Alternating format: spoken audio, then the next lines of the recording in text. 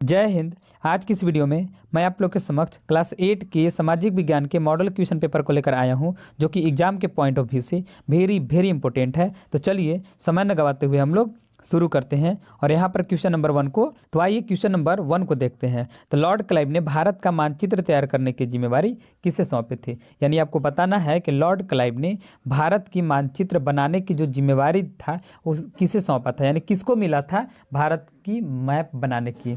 तो आपको ऑप्शन क्या है? जेम्स मिल पहला है, दूसरा है वारेन हेस्टिंग्स है, तीसरा है लॉर्ड कॉर्नवालिस, चौथा है जेम्स रेनेल। आपको इसके राइट आंसर को कमेंट में फटाफट बताना है। तो चलिए हम लोग इसके राइट आंसर को देखते हैं कि इसका राइट आंसर क्या होगा। तो देखिए फर्स्ट का जो राइट आंसर हो जाएगा वो क्या हो जाएगा? Lord Cornwallis. यानी लॉर्ड कॉर्नवालिस को ही भारत की मानचित्र बनाने की जिम्मेवारी दी गई थी, मतलब उसी को भारत का मानचित्र बनाना था। अब आइए हम लोग क्वेश्चन नंबर 2 को देखते हैं कि क्वेश्चन नंबर 2 क्या है। तो देखिए इतिहास को सामान्यतः कितने कालखंडों में बांटा गया है? ये सब बहुत इजी क्वेश्चन होते हैं और ये जो कि एग्जाम में हमेशा रिपीट किए जाते हैं। तो आपको बताना है कि इतिहास को सामान्यतः यानी जनरली कितने टाइप्स में डिवाइड किया गया है? 5 किया गया है या 4 किया गया है कि 2 किया गया है कि 3 किया गया है? आपको बताते चलना है। राइट आंसर को कमेंट में फटाफट दीजिए। हम लोग इसके राइट आंसर को देखते भी हैं।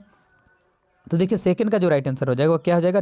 डी हो जाएगा। यानी 3 कालखंडों में बांटा गया है। कितने कालखंडों में बांटा गया है?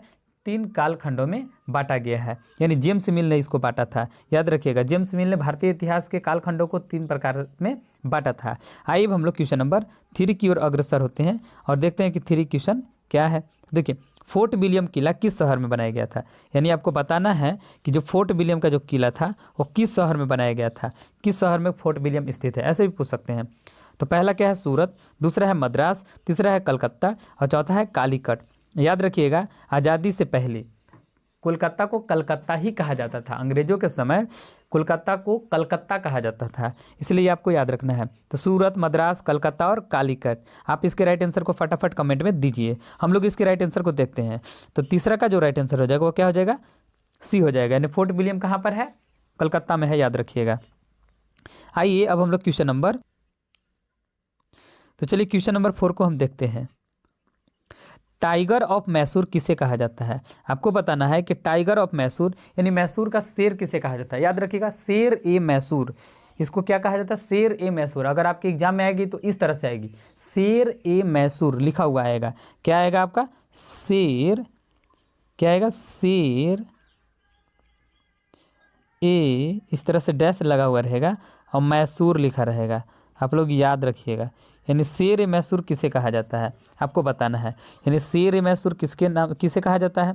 तो पहला क्या है? पहला क्या है? हैदर अली।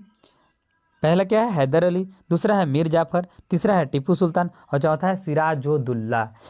तो आपको बताना है कि शेर मैसूर किसे कहा जाता है, यानी टाइगर ऑफ मैसूर, मैसूर का शेर किसे कहा जाता है। आप इसके राइट आंसर को फटाफट कमेंट में जरूर दीजिएगा। हम लोग इसके राइट आंसर को देखते हैं। तो आपको पता होगा कि टीपू सुल्तान को शेर मैसूर के नाम से जाना जाता है। यानी टीपू सुल्तान को किसके नाम से जाना जाता है? शेर के नाम से जाना जाता है, क्योंकि उन्होंने बचपन में शेर को मार डाला था, इसलिए उनको शेर ए मैसूर कहा जाता है। आइए अब हम लोग क्वेश्चन नंबर 5 की ओर अग्रसर होते हैं और देखते हैं कि क्वेश्चन नंबर 5 क्या होगा। देखिए भारत में अंग्रेजों द्वारा किस फसल की खेती किसानों से ज़बरदस्ती कराई जाती थी? यानी अंग्रेज क्या करते थे? किसान से ज़बरदस्ती खेती कराते थे। तो किस फसल की खेती सबसे अधिक कराते थे, यही आपको बताना है। यानी भारत में अंग्रेजों द्वारा किस फसल की खेती किसानों से ज़बरदस्ती कराई जाती थी, जबरन कराई जाती थी? पहला है धान, दूसरा है नील, तीसरा है गन्ना, चौथा है गेहूँ। आप इसके राइट आंसर को फटाफट कमेंट में दीजिए। हम लोग इसके राइट आंसर को देखते हैं। तो नील की खेती, नील की खेती यानी इंडिगो जो होता है, इंडिगो ना इंग्लिश में देखिए यहाँ पर इंडिगो होगा, यानी इंडिगो की खेती कराते थे वे लोग। इंडिगो को ही हिंदी में नील कहा जाता था। अंग्रेज लोग ज़बरदस्ती भारत के किसानों से क्या कराते थे? नील की खेती कराते थे। अब हम लोग क्वेश्चन नंबर 6 की ओर देखते हैं। तो देखिए क्या है? संथाल, मुंडा और उरांव किस राज्य की प्रमुख जनजातियां हैं? आपको बताना है कि संथाल, मुंडा और उरांव किस राज्य की प्रमुख जनजातियां हैं। पहला है उत्तर प्रदेश, दूसरा है बिहार, तीसरा है हिमाचल प्रदेश और चौथा है झारखंड। यानी ऑप्शन ए क्या है? उत्तर प्रदेश, बी क्या है? बिहार, सी क्या है? हिमाचल प्रदेश और डी है झारखंड। तो आपको इसके बताना है कि इसका राइट आंसर क्या होगा। आप इसके राइट आंसर को फटाफट कमेंट में जरूर दीजिएगा। तो देखिए, अगर आप झारखंड में रहते हैं तो संथाल जनजाति के बारे में अच्छी तरह से जानते होंगे, मुंडा जनजाति के बारे में जानते होंगे और उरांव जनजाति के बारे में जानते होंगे, क्योंकि ये जनजातियों वाला राज्य ही है। तो झारखंड जो हमारा स्टेट है वो सबसे ज़्यादा, इसमें देखिए संथाल, मुंडा और उरांव जनजातियाँ यहीं पर रहते हैं, निवास करती हैं। आइए अब हम लोग क्वेश्चन नंबर 7 की ओर अग्रसर होते हैं और देखते हैं कि क्वेश्चन नंबर 7 का राइट आंसर क्या होगा। तो भारत में पहला सूती कपड़ा का मिल कहाँ पर स्थापित किया गया था, यानी भारत में सूती कपड़ा का मिल कहाँ पर खोला गया था सबसे पहला है बम्बई, यानी ए है बम्बई, बी है सूरत, सी है बंगाल और डी है मद्रास। आपको इसके राइट आंसर को कमेंट में फटाफट बतानी है। अब हम लोग इसके राइट आंसर को देखते हैं। तो सूरत, जो सूती कपड़ा का जो मिल था वो कहाँ पर खोला गया था, बम्बई में खोला गया था, याद रखिएगा, सूरत में नहीं, बम्बई में खोला गया था। सबसे पहले बम्बई में, उसके बाद सूरत में हुआ था। तक यानी कोठी खोला गया था अंग्रेजों की सूरत में, लेकिन कपड़ा का मिल, जो सूती कपड़ा का मिल, बम्बई में ही खोला गया था। आइए हम लोग यहाँ पर भी आप इंग्लिश मीडियम वाले भी इस तरह से लगा लीजिएगा। आइए हम लोग क्वेश्चन नंबर 8 की ओर अग्रसर होते हैं और देखते हैं कि क्वेश्चन नंबर 8 क्या है।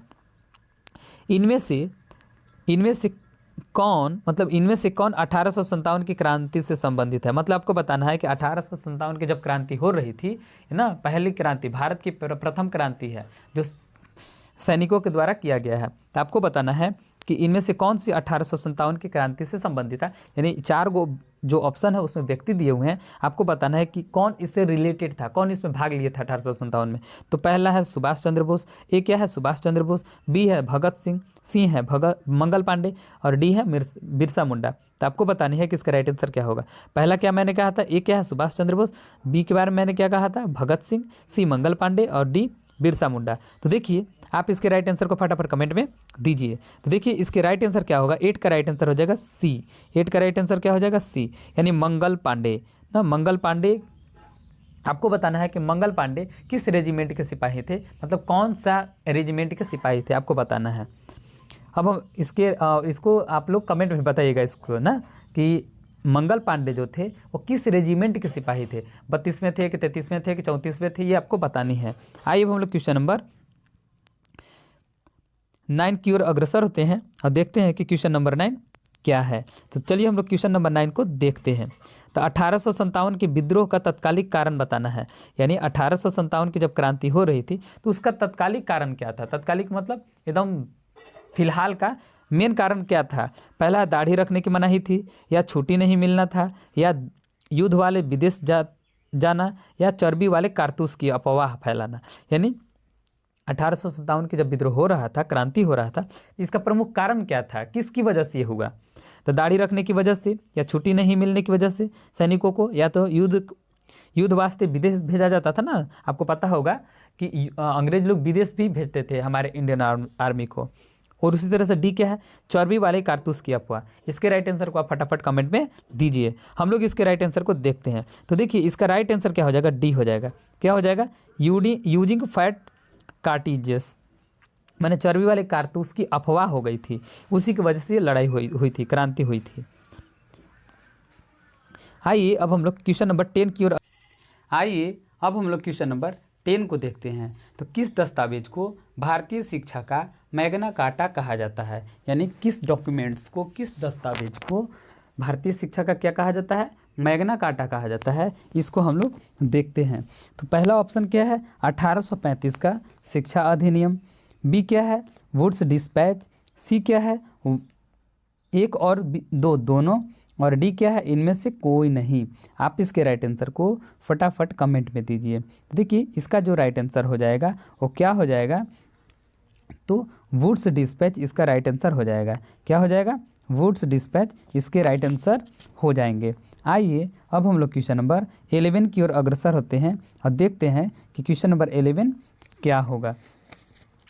तो क्वेश्चन नंबर 11 क्या है, शांति निकेतन की स्थापना किसने की थी। आपको बताना है कि शांति निकेतन की स्थापना किसने की थी। तो ऑप्शन ए क्या है, रविंद्रनाथ टैगोर, बी है महात्मा गांधी, सी है मदर टेरेसा और डी यहाँ पर होगा, वैसे सी लिखा हुआ है, आप यहाँ पर डी लिख लीजिएगा इसको। तो डी क्या है, इनमें से कोई नहीं। तो आप इसके राइट आंसर को फटाफट कमेंट में दीजिए। आई होप दैट कि इसका राइट आंसर आप लोग कमेंट में दे चुके होंगे। तो चलिए हम लोग इसके राइट आंसर को देखते हैं। तो शांति निकेतन की स्थापना रविंद्रनाथ टैगोर ने की थी। शांति निकेतन की स्थापना किसने की थी? रविंद्रनाथ टैगोर ने शांति निकेतन की स्थापना की थी। आइए अब हम लोग क्वेश्चन नंबर 12 की ओर अग्रसर होते हैं और देखते हैं कि क्वेश्चन नंबर 12 क्या है। तो बेटी बचाओ बेटी पढ़ाओ कार्यक्रम की शुरुआत कब की गई? यानी बेटी बचाओ बेटी पढ़ाओ अभियान जो था वो कब चलाया गया था, आपको बताना है। ए क्या है, 22 जनवरी 2015, बी है 22 जनवरी 2020, सी क्या है 2 अक्टूबर 2020 और डी क्या है 1 जनवरी 2015। आप इसके राइट आंसर को कमेंट में दीजिए। तो देखिए 12 का जो राइट आंसर हो जाएगा वो क्या हो जाएगा, 22 जनवरी 2020 को बेटी बचाओ बेटी पढ़ाओ अभियान की शुरुआत हुई थी। आइए अब हम लोग क्वेश्चन नंबर 13 की ओर अग्रसर होते हैं और देखते हैं कि क्वेश्चन नंबर 13 क्या है। तो इनमें से कौन समाज सुधारक ने अपने पुत्र की शादी एक विधवा से करके मिसाल कायम की थी, मिसाल पेश की थी? यानी आपको बताना है कि चारों ऑप्शन में से ऐसे कौन से व्यक्ति थे, वे कौन से व्यक्ति थे जिन्होंने अपने बेटे की शादी एक विधवा से कराया था और ये साबित किया था कि विधवा का भी विवाह किया जा सकता है, क्योंकि इसके पहले विधवा विवाह नहीं कर सकती थी, उसको अपने जो हस्बैंड के साथ क्या होना पड़ता था, सती होना पड़ जाता था।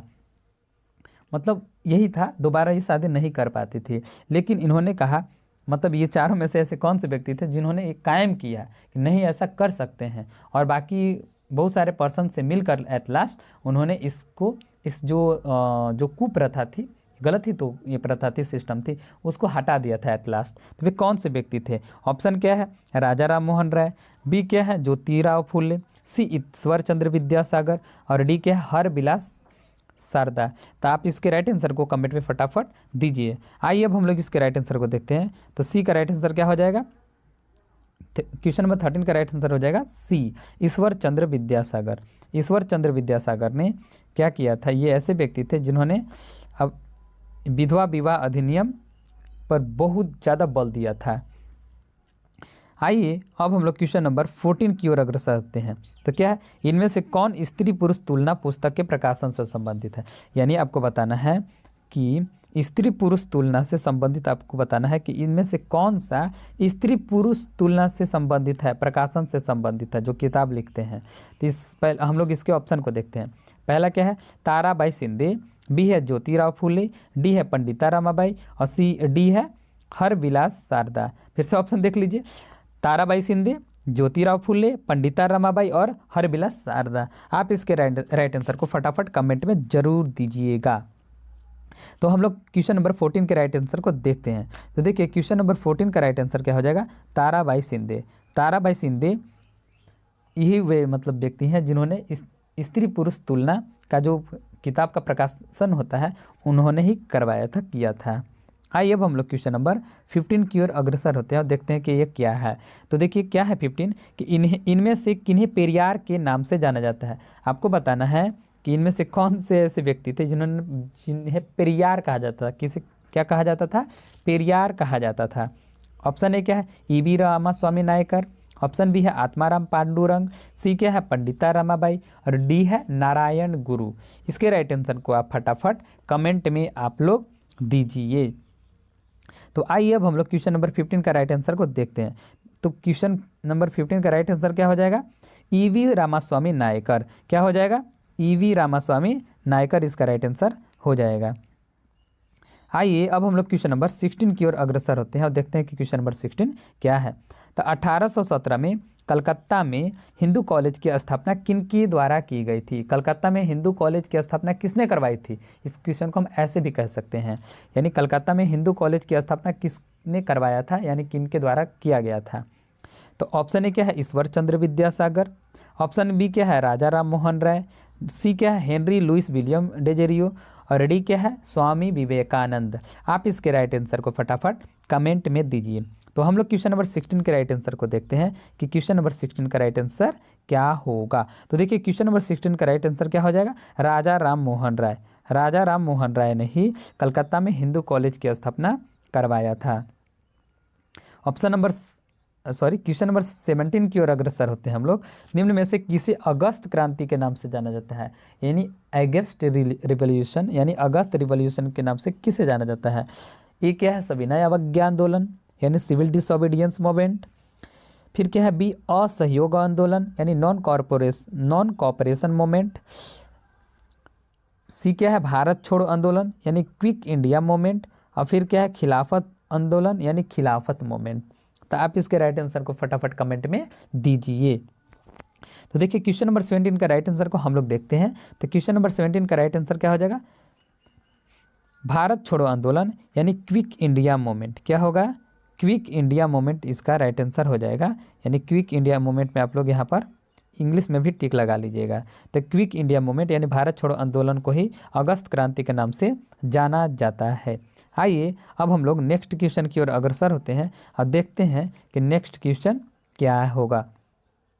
तो नेक्स्ट क्वेश्चन यानी क्वेश्चन नंबर 18 क्या है उसको देखते हैं। तो क्वेश्चन नंबर 18 कहता है कि इनमें से कौन से क्रांतिकारी ने 8 अप्रैल 1929 को केंद्रीय असेंबली में बम फेंका था, यानी बम फेंका था।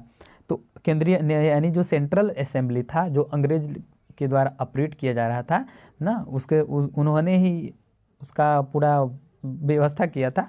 तो उनमें कौन बम फेंके थे, तो चंद्रशेखर आज़ाद, सरदार भगत सिंह, टीपू सुल्तान और महात्मा गांधी। आप इसके राइट आंसर को फटाफट कमेंट में दीजिए। देखिए हम लोग इसके राइट आंसर पर पहुंचते हैं कि इसका राइट आंसर क्या होगा।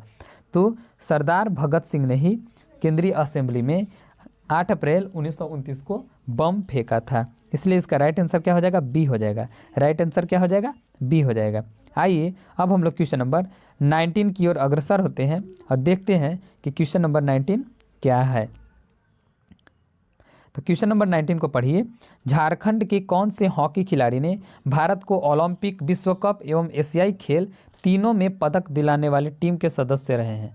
आपको बताना है कि इनमें से कौन से हॉकी के ऐसे प्लेयर हैं जिन्होंने भारत को ओलंपिक, विश्व कप एवं एशियाई तीनों खेल में कोई पदक दिलवाया है।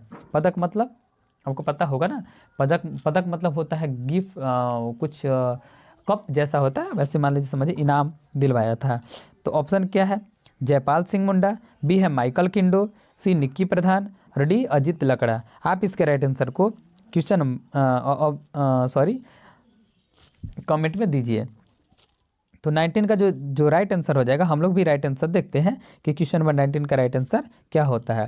तो क्वेश्चन नंबर 19 का राइट आंसर माइकल किंडो ने ही तीनों में क्या करवाया था, पदक दिलाने में सहायता प्रदान किया था, वही सदस्य रहे थे। आइए अब हम लोग क्वेश्चन नंबर 20 की ओर अग्रसर होते हैं और देखते हैं कि क्वेश्चन नंबर 20 का राइट आंसर क्या होता है। पवन चक्की किस प्रकार के संसाधन का उदाहरण है, अनवीकरणीय संसाधन है या नवीकरणीय संसाधन है या मानव निर्मित संसाधन है या संभावित संसाधन है, यानी संभाव्य संसाधन है। इंग्लिश में यहाँ इसका नीचे लिखा हुआ है। तो चलिए इसके राइट आंसर को फटाफट कमेंट में दीजिए। आइए अब हम लोग इसके राइट आंसर को देखते हैं। तो 20 का राइट आंसर क्या हो जाएगा, नवीकरणीय संसाधन है। नवीकरणीय संसाधन के बारे में आप अच्छी तरह से जानते होंगे, जिनका उपयोग हम लोग कर सकते हैं बार बार ना, एक बार करने के बाद दोबारा भी कर सकते हैं, उसको हम लोग नवीकरणीय संसाधन कहते हैं। आइए अब हम लोग क्वेश्चन नंबर 21 की ओर अग्रसर होते हैं और देखते हैं कि क्वेश्चन नंबर 21 का राइट आंसर क्या होगा। तो चलिए पहले हम लोग क्वेश्चन को देखते हैं। भारत की अंतरिक्ष एजेंसी यानी इसरो ना, इसरो का फुल फॉर्म क्या होता है, आप इसको कमेंट में फटाफट दीजिएगा। तो भारत की अंतरिक्ष एजेंसी इसरो द्वारा अभी हाल ही में माने फिलहाल ही कौन सा मिशन चंद्रमा पर सफलतापूर्वक लैंडिंग किया है, यानी सफलतापूर्वक भेजा गया है। तो पहला क्या है, ऑप्शन चंद्रयान 2, बी है अग्नि 2, सी है चंद्रयान 3 और डी है आदित्य। तो आप इसके राइट आंसर को फटाफट कमेंट में दीजिए। तो चलिए हम लोग इसके राइट आंसर को देखते हैं। तो क्वेश्चन नंबर 21 का राइट आंसर क्या हो जाएगा, सी हो जाएगा चंद्रयान 3। चंद्रयान 3 ही भेजा गया है फिलहाल। आइए अब हम लोग क्वेश्चन नंबर 22 को देखते हैं कि क्वेश्चन नंबर 22 क्या है। तो चंद्रमा के दक्षिणी ध्रुव पर पहुंचने वाला पहला देश कौन सा है। आपको बताना है कि चंद्रमा के दक्षिणी ध्रुव पर पहुंचने वाला कौन सा देश है। तो आपको पता होगा फिलहाल ही ज़्यादा दिन नहीं हुआ है, भारत ही एक ऐसा देश है जो चंद्रमा के दक्षिणी ध्रुव पर पहुंचा था। तो आप इसके राइट आंसर को फटाफट सी लगा लीजिएगा, क्योंकि अमेरिका, चीन सब पहुंच चुके हैं, लेकिन दक्षिणी ध्रुव पर अभी तक कोई नहीं गया था भारत के अलावा। तो भारत हमारा एक ऐसा देश है जो दक्षिणी ध्रुव पर जा करके एक मिसाल कायम किया है और ये बताने की कोशिश किया है दुनिया के देशों को कि हम लोग किसी से कम नहीं हैं। इसलिए इंडिया के लिए आप लोग एक लाइक ज़रूर कर दीजिएगा। तो इसका राइट आंसर क्या हो जाएगा? इंडिया हो जाएगा सी। आइए हम लोग क्वेश्चन नंबर 23 की ओर अग्रसर होते हैं। इनमें से कौन मृदा के निम्नीकरण में सहायक है? यानी which of the following is helpful in soil degradation, यानी बताना है कि मिट्टी के निम्नीकरण में सहायता प्रदान करता है, कौन कारक है? तो चलिए हम लोग देखते हैं। वनोन्मूलन ना, जो जंगल को काटते हैं वनोन्मूलन उसको कहते हैं। डिफॉरेस्टेशन, रासायनिक उर्वरकों का अत्यधिक प्रयोग, अतिचारण, और चारों आपको बताना है। तो आप इसके राइट आंसर को फटाफट बताते चलिएगा, कमेंट में इसका फटाफट आंसर दीजिए। तो 23 का राइट आंसर क्या हो जाएगा? 23 का राइट आंसर, क्योंकि देखिए वनोन्मूलन भी सही है, रासायनिक खेती मार देखते होंगे आप लोग, मार खादी छीटा जाता है, ये भी जो जंगलों की संख्या में जो कमी होती जा रही है इसका कारण है। अतिचारण तो ही है, इसलिए डी इसका राइट आंसर हो जाएगा। ऑल द एबव इसका राइट आंसर हो जाएगा। आइए अब हम लोग क्वेश्चन नंबर 24 की ओर अग्रसर होते हैं और देखते हैं कि क्वेश्चन नंबर 24 क्या है। पृथ्वी पर उपलब्ध कुल जल का कितना प्रतिशत पीने योग्य है? आपको बताना है कि धरती पर जितना पानी है कितना % पानी पीने लायक है। तो आप इसके राइट आंसर को फटाफट कमेंट में दीजिएगा। पहला ऑप्शन क्या है? 30%, बी क्या है? 15%, सी क्या है? 2.7 यानी 2.7%, और डी क्या है? नन ऑफ दीज यानी इनमें से कोई नहीं। तो आप इसके राइट आंसर को फटाफट कमेंट पे दीजिए। तो 24 का राइट आंसर को हम लोग भी देखते हैं। तो 24 का राइट आंसर क्या हो जाएगा? 2.7% ही पूरे के पूरे अर्थ पर पीने लायक पानी है। बाकी सब तो समुद्र का पानी खारा ही है, तो ये तो पीने लायक है ही नहीं। आइए अब हम लोग क्वेश्चन नंबर 25 की ओर अग्रसर होते हैं और देखते हैं कि क्वेश्चन नंबर 25 का राइट आंसर क्या होगा। तो प्रधानमंत्री कौशल विकास योजना किससे संबंधित है? तो ऑप्शन ए क्या है? बच्चों की पढ़ाई से, सैनिकों से, युवाओं के कौशल विकास से, या डी यानी ऑल द एबोव उपयुक्त सभी। तो आप इसके राइट आंसर को फटाफट कमेंट में दीजिए। तो क्वेश्चन नंबर 25 का राइट आंसर क्या हो जाएगा? सी हो जाएगा। इसका राइट आंसर क्या होगा? सी हो जाएगा। Skill development of youth, skill development of youth यानी युवाओं के कौशल विकास से रिलेटेड है। आइए अब हम लोग क्वेश्चन नंबर 26 की ओर अग्रसर होते हैं और देखते हैं कि क्वेश्चन नंबर 26 का राइट आंसर क्या होगा। विश्व में सबसे अधिक कोयला का उत्पादन किस देश द्वारा किया जाता है? यानी सबसे अधिक कोयला उत्पादक देश का नाम बताना है आपको। ऑप्शन ए क्या है? भारत, बी क्या है? चाइना यानी चीन, सी रूस, और डी क्या है? अमेरिका। राइट आंसर को फटाफट कमेंट पे दीजिएगा। आइए अब हम लोग क्वेश्चन नंबर 26 के राइट आंसर को देखते हैं। तो 26 का राइट आंसर क्या हो जाएगा? चाइना हो जाएगा। चाइना विश्व का सबसे अधिक कोयला का उत्पादन करता है। आइए अब हम लोग क्वेश्चन नंबर 27 की ओर अग्रसर होते हैं और देखते हैं कि क्वेश्चन नंबर 27 का राइट आंसर क्या होता है। तो देखिए इनमें से कौन से फसल को सफ़ेद सोना कहा जाता है? ऑप्शन ए क्या है? जूट, बी है पटसन, सी कपास, और डी है चावल। राइट आंसर को फटाफट कमेंट में दीजिएगा। देखिए हम इस क्वेश्चन को इसलिए नहीं समझा रहे हैं, कोई क्वेश्चन डायरेक्ट लिखा हुआ है इसलिए उसको समझाने की ज़रूरत नहीं है। आप लोग वैसे भी टेस्ट दे रहे हैं, पीछे तो जरूर कुछ ना कुछ बुक पढ़े होंगे, इसलिए आपको ज़्यादा समझाने की जरूरत नहीं है, ये तो टेस्ट है आपकी। तो चलिए 27 का राइट आंसर को देखते हैं। तो 27 का राइट आंसर क्या होगा? सी हो जाएगा। कपास को ही सफ़ेद सोना के नाम से जाना जाता है। कपास को क्या कहा जाता है? सफ़ेद सोना के नाम से जाना जाता है, यानी कपास इसका राइट आंसर हो जाएगा। इंग्लिश में आप इसका टिक लगाते चलिएगा। तो चलिए हम लोग यहाँ लगा भी दे रहे हैं, कॉटन इसका राइट आंसर हो जाएगा। आइए अब हम लोग क्वेश्चन नंबर 28 की ओर अग्रसर होते हैं और देखते हैं कि क्वेश्चन नंबर 28 क्या है। तो देखिए क्वेश्चन नंबर 28 क्या है? एपी कल्चर किस चीज़ से संबंधित है? एपी कल्चर किस चीज़ से संबंधित है? अंगूर के उत्पादन से संबंधित है, कि रेशम के उत्पादन से संबंधित है, कि मधुमक्खी के उत्पादन से संबंधित है, कि फूलों की खेती से रिलेटेड है, संबंधित है? राइट आंसर को फटाफट कमेंट में दीजिए। तो चलिए हम लोग इसके राइट आंसर को देखते हैं। तो 28 का राइट आंसर क्या हो जाएगा? सी हो जाएगा। मधुमक्खी के पालन को हम लोग एपी कल्चर कहते हैं, याद रखिएगा। यानी बी कीपिंग ना, बी कीपिंग, और मतलब एपी कल्चर किसको बोलते हैं? बी कीपिंग को, यानी मधुमक्खी के पालन को ही हम लोग क्या कहते हैं? एपी कल्चर के नाम से जानते हैं। आइए अब हम लोग क्वेश्चन नंबर 29 की ओर अग्रसर होते हैं, देखते हैं कि क्वेश्चन नंबर 29 क्या है। इनमें से कौन सा देश मसाले उत्पादन में प्रमुख है? माने सबसे अधिक मसाला का उत्पादन करता है, देश बताना है। तो भारत, चीन, श्रीलंका और थाईलैंड। राइट आंसर को फटाफट कमेंट में दीजिए। तो देखिए हम लोग इसके राइट आंसर को देखते हैं। भारत सबसे आगे है मसालों के उत्पादन में। मसालों के उत्पादन में भारत एक ऐसा राज्य है जो सबसे आगे है ना।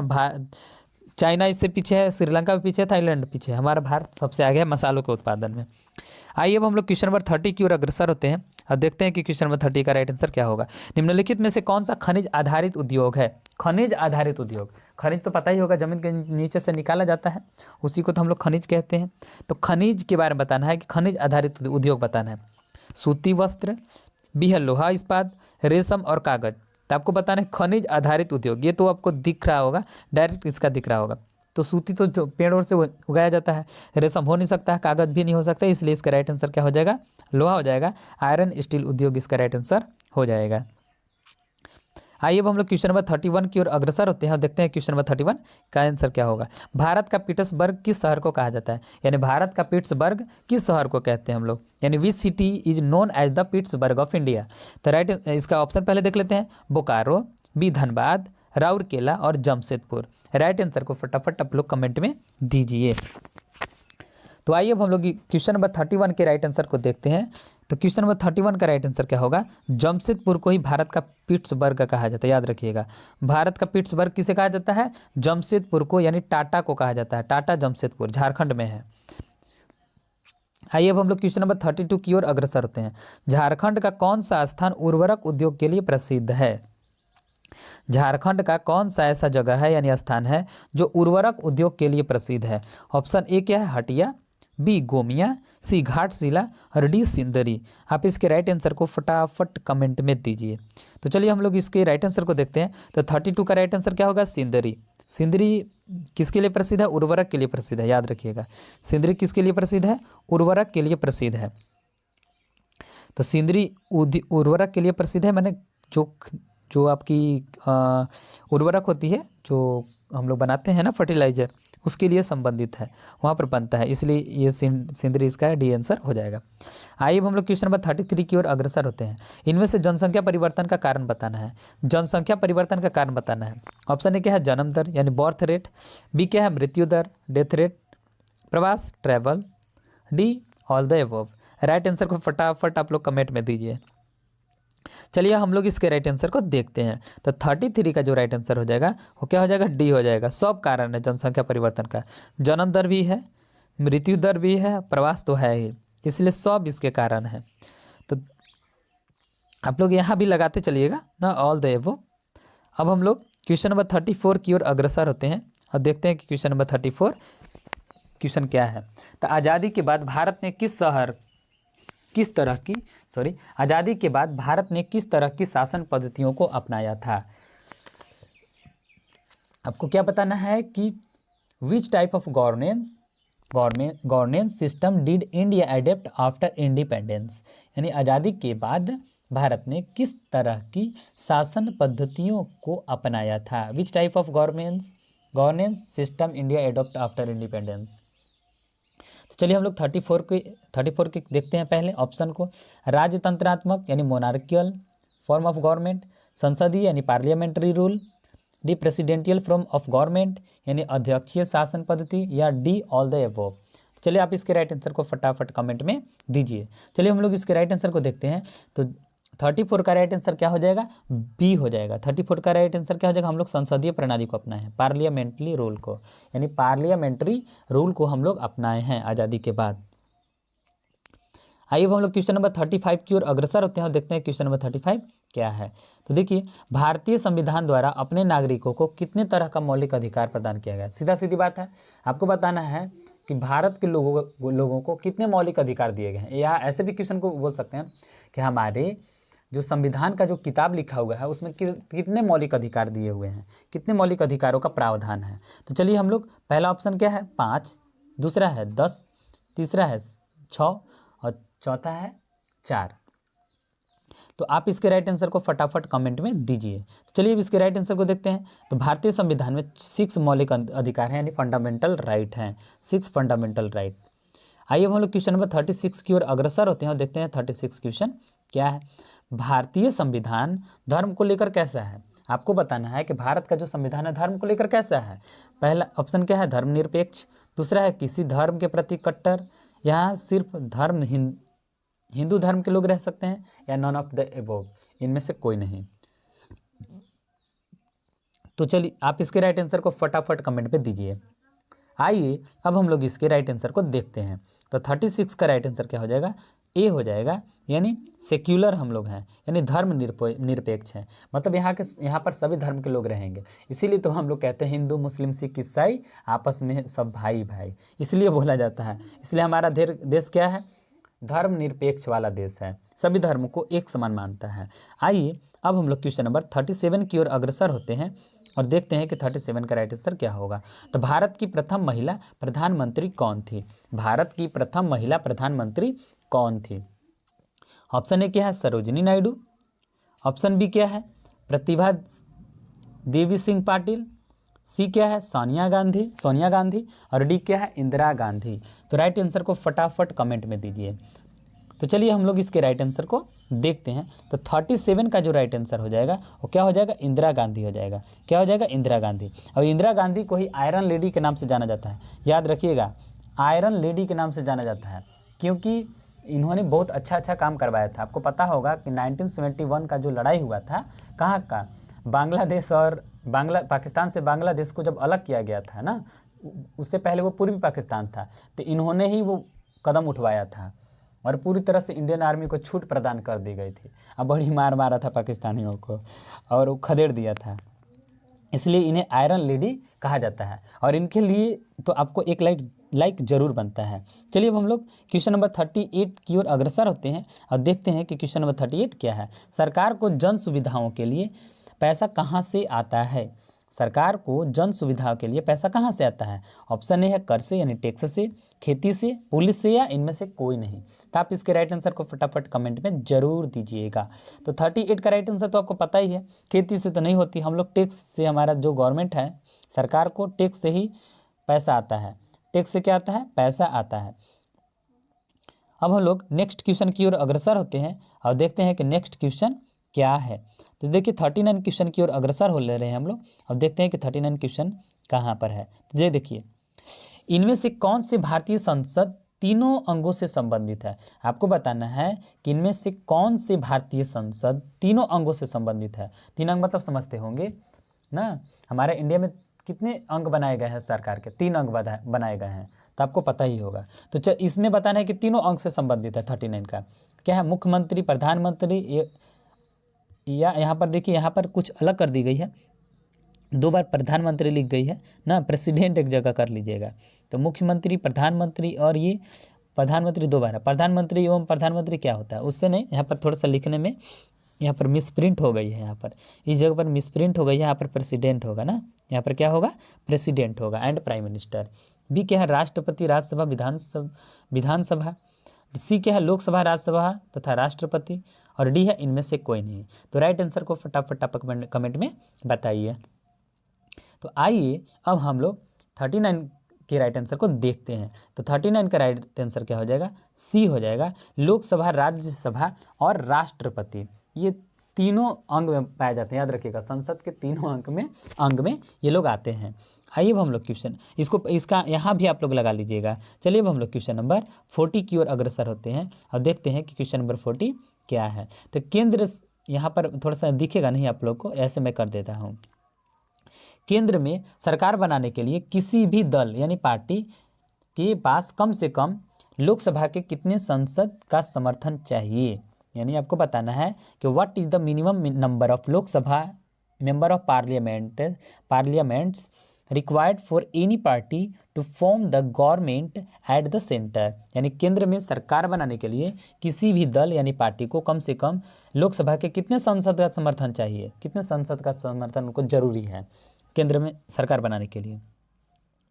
तो चलिए आप बताइएगा। 545 बी है, बी देखिए यहाँ पर भी 545 है, यहाँ पर थोड़ा सा इधर उधर है, यहाँ पर आप कर दीजिएगा ना, यहाँ पर आप 543 कर दीजिएगा, यहाँ पर क्या कर दीजिएगा, 503 कर दीजिएगा, यानी 543। यहाँ पर आपको क्या कर देना है, 543 आपको कर देना है।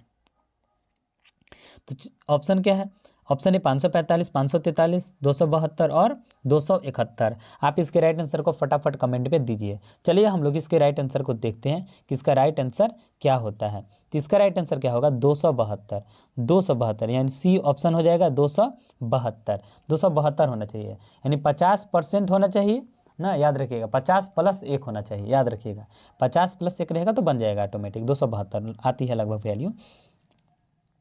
आइए अब हम लोग क्वेश्चन नंबर 41 की ओर अग्रसर होते हैं और देखते हैं क्वेश्चन नंबर 41 क्या है। तो किस किस को भारतीय संसद का उच्च सदन कहा जाता है? आपको बताना है कि किस किस को भारतीय संसद का उच्च सदन कहा जाता है। ऑप्शन ए क्या है, लोकसभा, बी राज्यसभा, सी राष्ट्रपति और डी इनमें से कोई नहीं। तो आप इसके राइट आंसर को फटाफट कमेंट में दीजिए। चलिए हम लोग इसके राइट आंसर को देखते हैं कि इसका राइट आंसर क्या होगा। तो राज्यसभा, जो राज्यसभा होती है उसको भारत का उच्च सदन कहा जाता है, याद रखिएगा भारतीय संसद का क्या कहा जाता है, उच्च सदन कहा जाता है। आइए अब हम लोग क्वेश्चन नंबर 42 की ओर अग्रसर होते हैं और देखते हैं क्वेश्चन नंबर 42 क्या होगा। तो देखिए इनमें से भारत के किस राष्ट्रपति के नाम पर शिक्षक दिवस मनाया जाता है, यानी टीचर्स डे किसके नाम पर मनाया जाता है ना, किसके नाम पर मनाया जाता है, याद रखिएगा। तो क्या है, डॉक्टर सर्वपल्ली राधाकृष्णन, बी है डॉक्टर राजेंद्र प्रसाद, सी नीलम सिंह संजीव रेड्डी, नीलम संजीव रेड्डी, डी इनमें से कोई नहीं। तो आप इसके राइट आंसर को फटाफट कमेंट में दीजिए। तो आइए हम लोग इसके राइट आंसर को देखते हैं। तो 42 का राइट आंसर क्या हो जाएगा, डॉक्टर सर्वपल्ली राधाकृष्णन के नाम पर शिक्षक दिवस मनाया जाता है। आप इसको तो जानते ही होंगे।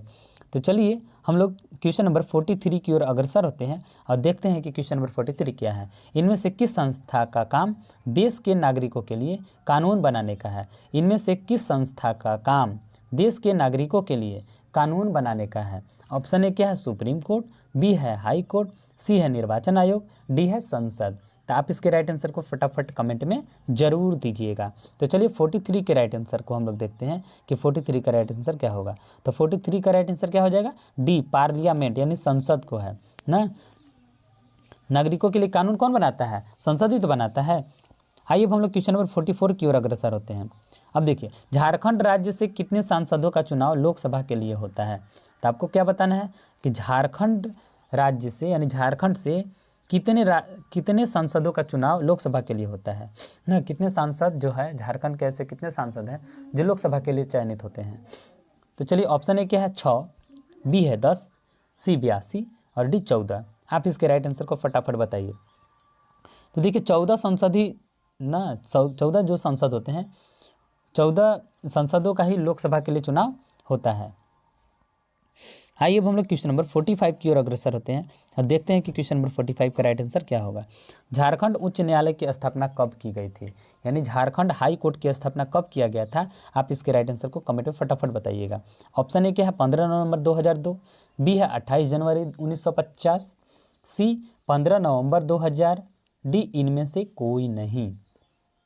इसके राइट आंसर को फटाफट कमेंट में दीजिए आप लोग। तो चलिए हम लोग इसके राइट आंसर को देते हैं। तो 45 का जो राइट आंसर हो जाएगा वो क्या हो जाएगा, 15 नवंबर 2002 को झारखंड हाई कोर्ट की स्थापना की गई थी। याद रखिएगा झारखंड हाई कोर्ट की स्थापना कब की गई थी, 15 नवंबर 2002 को झारखंड हाई कोर्ट की स्थापना की गई थी।